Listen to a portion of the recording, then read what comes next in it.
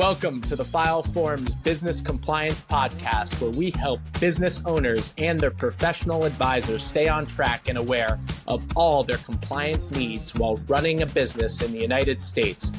I'm your host, Frank Tuminello, CEO and co-founder of File Forms, an industry-leading government-approved software compliance platform used by thousands of businesses and their professional service providers nationwide.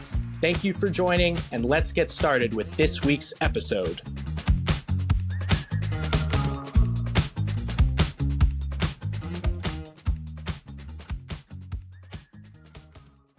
Hello, everyone. Welcome to another episode of the File Forms Business Compliance Podcast. We're thrilled to bring on another guest this week. I'm your host, Frank Tuminello, and excited to speaking with all you listeners out there. It's another interesting week in business compliance, and on this week's episode, we bring on another guest to really just help provide another worldly perspective to listeners on how to build a sustainable business in the United States, what kind of compliance considerations are out there, and ultimately, how do you make that happen? So really excited to have Kevin Ramsier join us today on the show. Kevin joins us today from Charlotte, North Carolina. He is the owner, founder, and many, many other hats for Sier Capital, which is a family office. And Kevin runs a portfolio of a variety of different businesses in different industries, and thrilled to have him on the show. Kevin, feel free to say hello to guests before I jump into a little more background on you. Hello, everybody, and thanks, Frank, for having me today. I appreciate it. It's our pleasure. So just quick background on Kevin, always having a passion for small businesses. Kevin made several direct investments into private businesses over the course of his career and has used his sales and marketing experience to rapidly increase revenues and profitability of those businesses.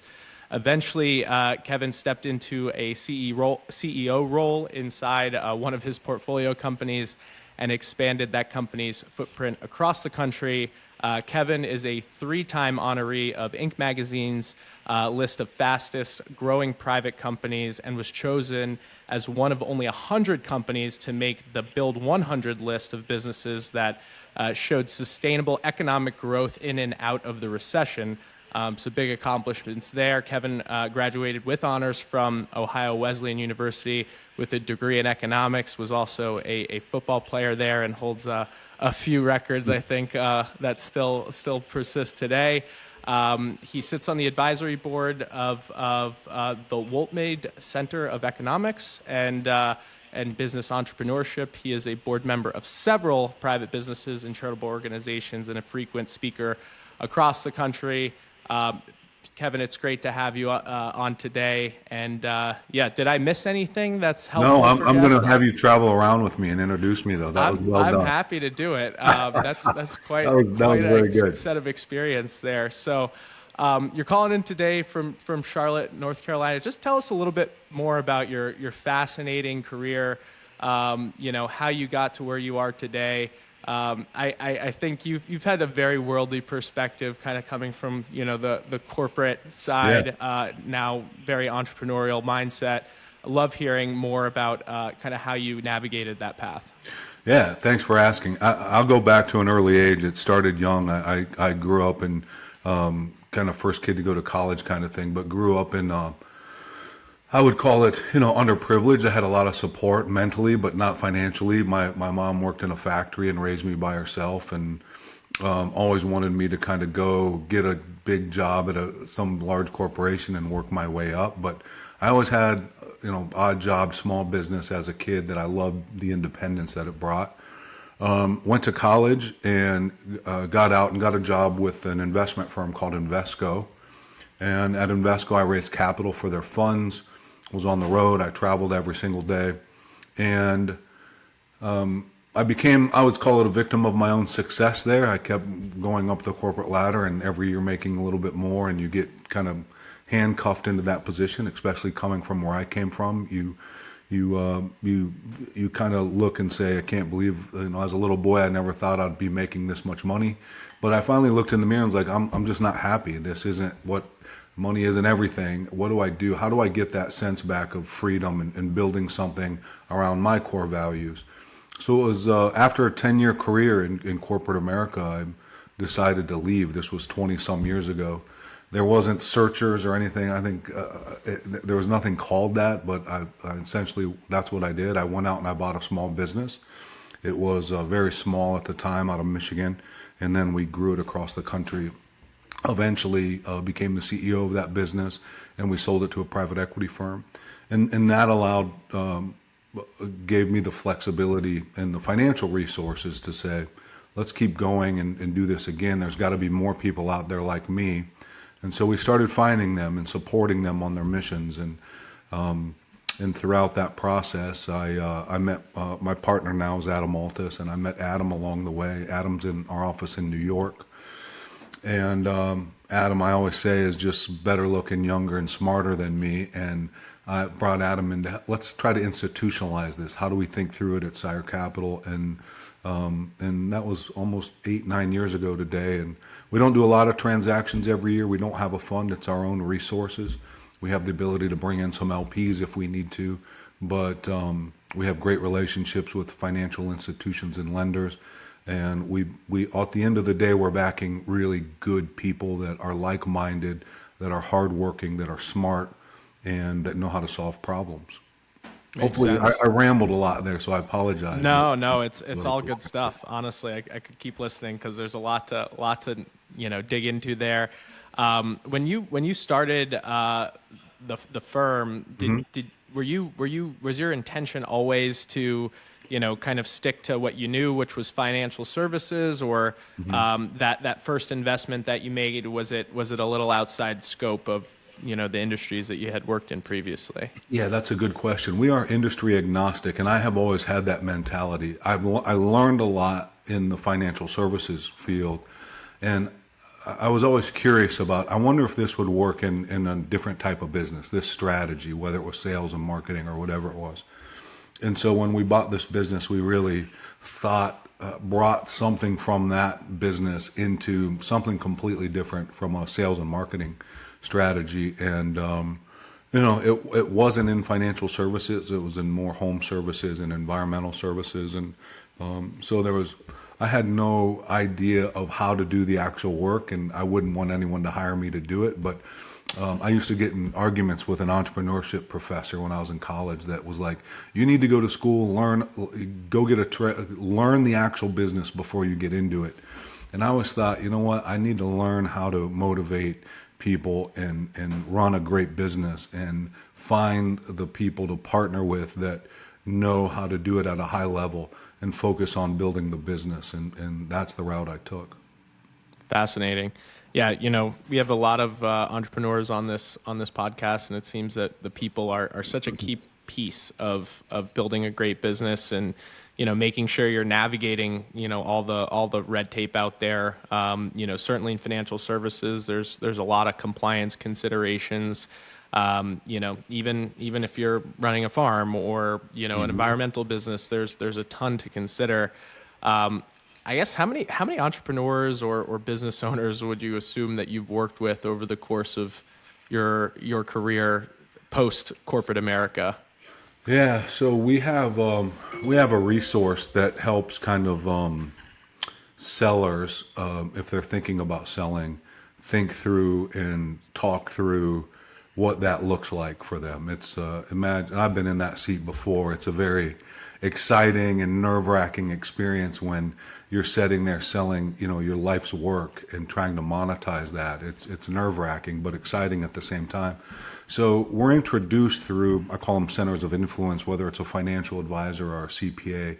A lot of them around the country will introduce us to people thinking about or getting ready to sell their business, and we work with them hand in hand. So we've got hundreds of those that we currently have quarterly conversations with about how their business is going. And then on the other side, so we had a lot of deal flow coming in. We get to see a lot of opportunities. I think our problem was really 8 years ago, we had really not enough operators. We had unbelievable opportunities, but how do we invest in, the most important part of the business is the leadership. And so we needed a way to think through and attract those folks. And this was before a lot of the resources that are currently out there. But we started a program called Execuneur.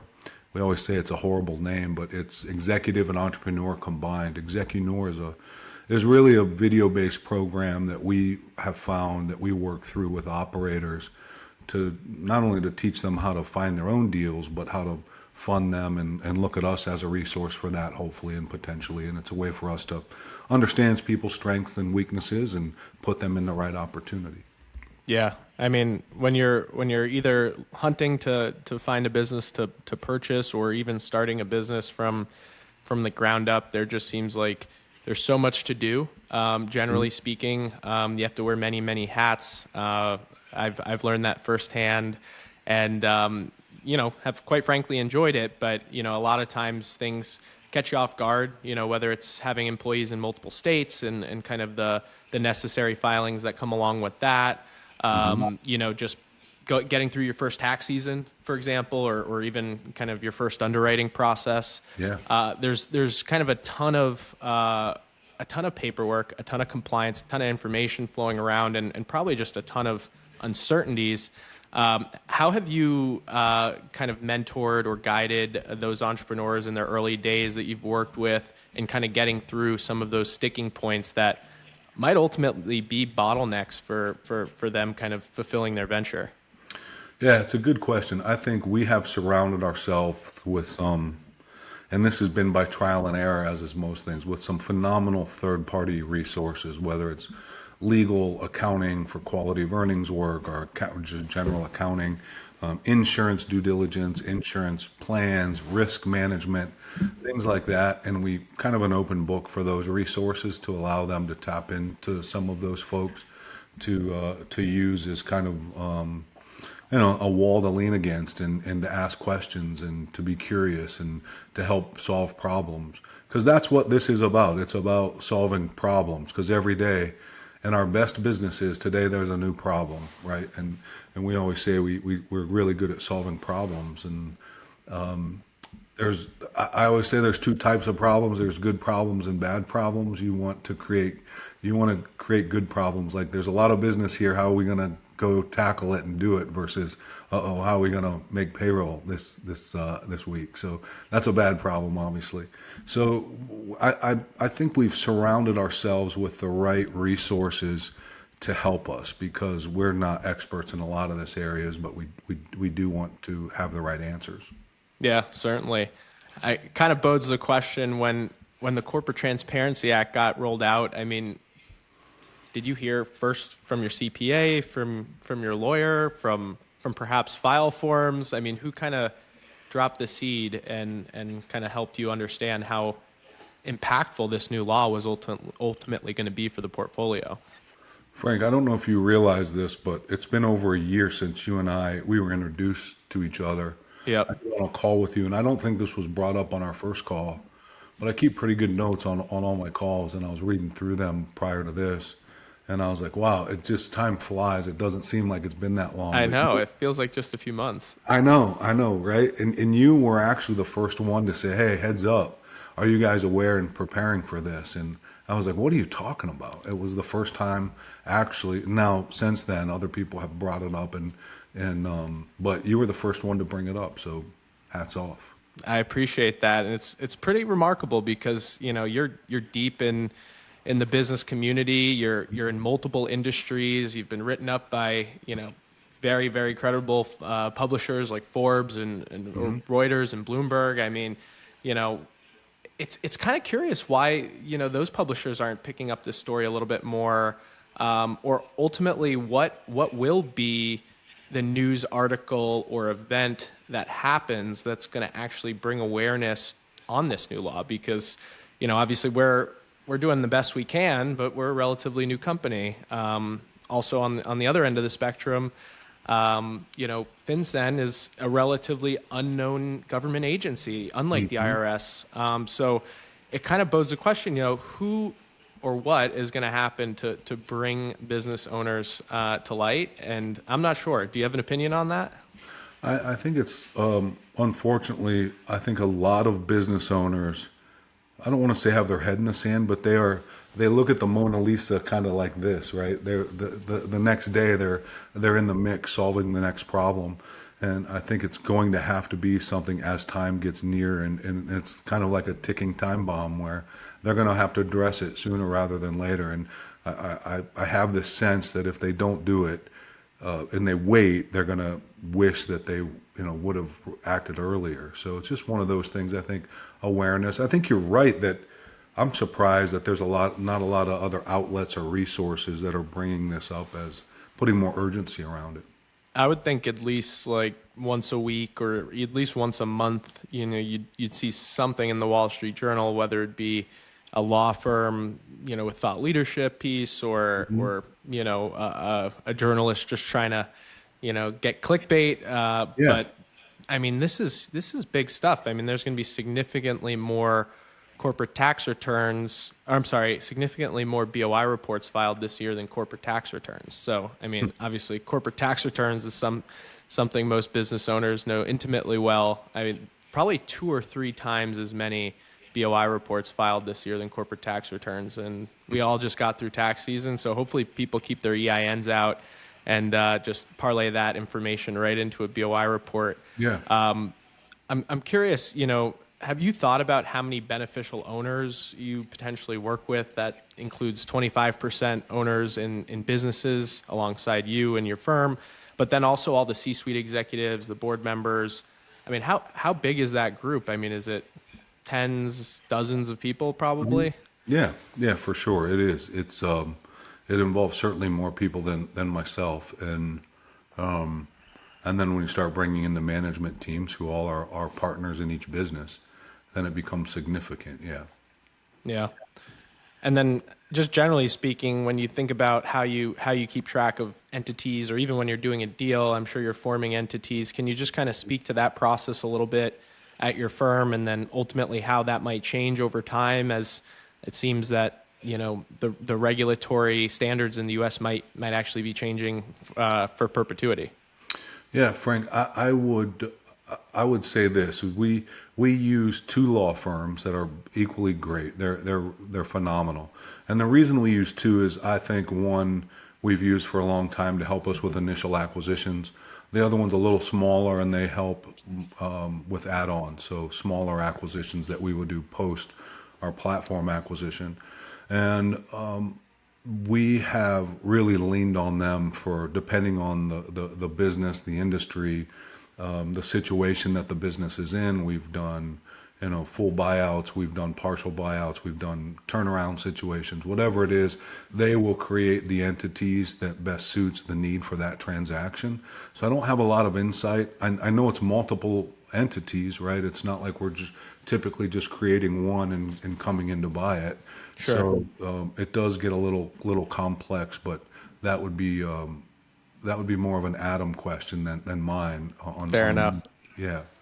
No, I mean, I think that's very typical. Family offices, they either have, internal counsel or external counsel that, they're using. Obviously, having a firm for platforms versus add-ons, and the purchase agreements are significantly different lengths for either of those 2 scenarios.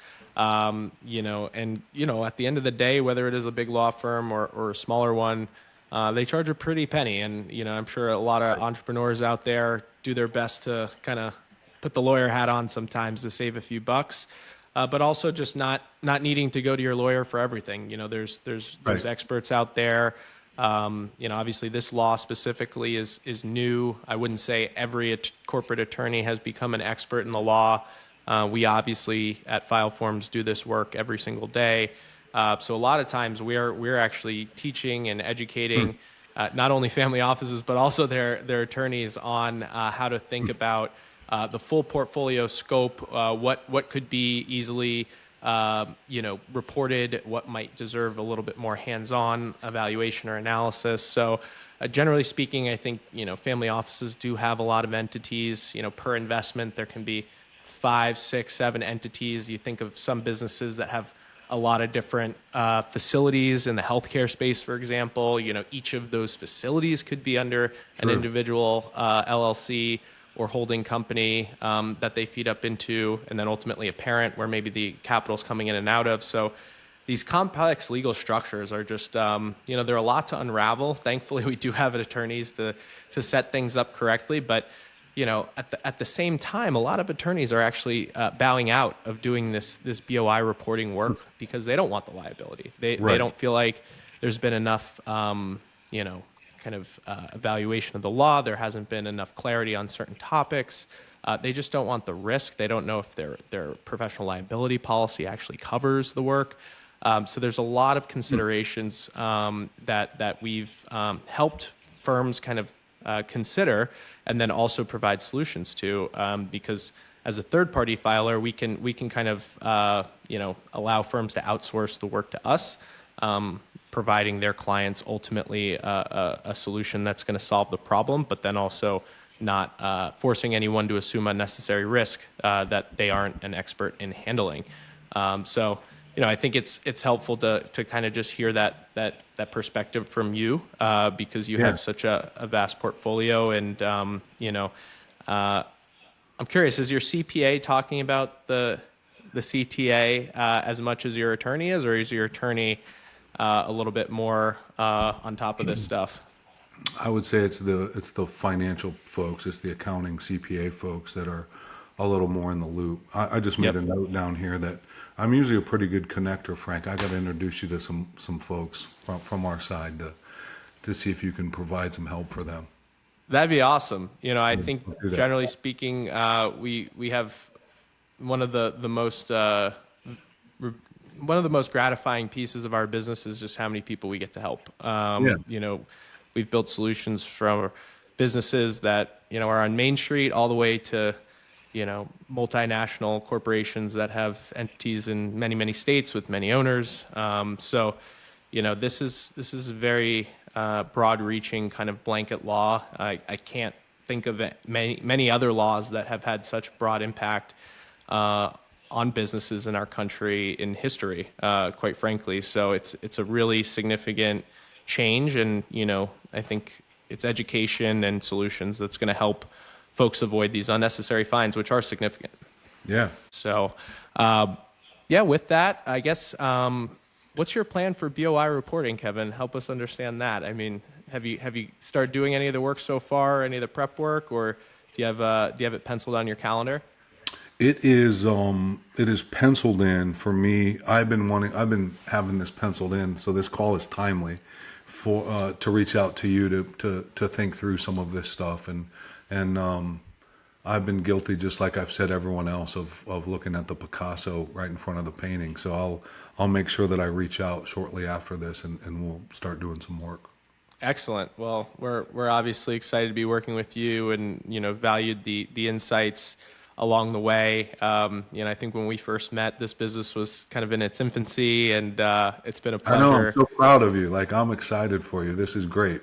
Thank you. No, it means the world. I think it's just the beginning for where we can kind of continue to build solutions. We've, I think, identified a really interesting opportunity to serve small businesses and, kind of provide a fresh approach to managing all non-tax compliance for both state and federal disclosures. So super niche, but sometimes those boring businesses are some of the best. So we're certainly trying to build the most remarkable experience we can for our clients, whether they're businesses on Main Street or sophisticated family offices like your firm. So I guess in closing, Kevin, any final thoughts for folks as they either go on their entrepreneurial journey or potentially just try to stay on track with their business from a compliance standpoint? Yeah, I will say I will say this is I think there's also a lot of people out there thinking through this that are thinking about going into business. A lot of folks that listen to stuff like this are people that might have been in my position as well, and that are like, look, if I go into this, think of all the obstacles that I'm going to have to overcome. And I think in my case, I look back on my career and I think I waited too long. Like, I think a lot of people overthink this stuff. There are a lot of smart people like Frank out there that can help you solve some of these problems and outsource some of this stuff so that you have more time and resources to spend on strategizing and working in and on your business. And so I would encourage that. And I just think that the world needs more Franks. I remember a year ago, it seems like forever, but you told me that you were going to go do this. And I said it already, but I'll say it again. I'm really proud of you. You're creating a great business and a great service for people. And I hope that when and if you ever need an investor, you'll reach out. 100%. At least reach out for guidance every step of the way. Kevin, it's been awesome having you. I guess just long term for Sier Capital, what's the plan? Is the plan to just continue to kind of hold the line and make investments, or help us understand where things head from here for you? No, thanks. That's a good question. I think we're always rethinking our business. Every kind of quarter, we sit down and say, what would we do differently? We still want to do a handful of transactions a year. We don't want to overdo it. I think we do have, since we started this, we had a goal of making as many multimillionaires as we can. We invest heavily in people. We want them to see the benefits of being a partner in businesses with us, and we have done a great job of that, and we'll continue to do that. I think that's the best way. The best way to help people is to empower them so that they can go out and build stuff on their own. And you're certainly doing that with your business, and we want to scale that to the degree that it's possible. Definitely. I think the world needs more folks like you too. I mean, to have, 20, 30 years of real operating and entrepreneurial experience under your belt, balancing that with a decade's worth of corporate America perspective. There's not a lot of truly thoughtful capital partners out there. And I think you are certainly one of them. And I encourage entrepreneurs in all the variety of industries that you're in to reach out and at least kind of engage with some of your helpful learning tools. The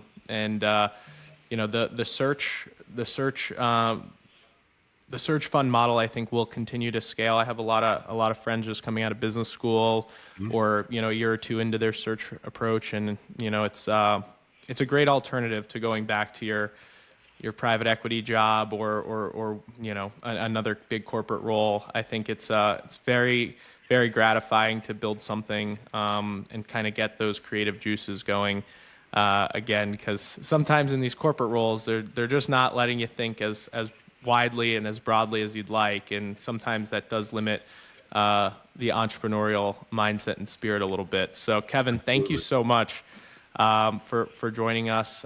Looking forward to getting through this BOI reporting season with you and ultimately continuing to build our relationship. So hope you have a great rest of your week, and thank you so much again.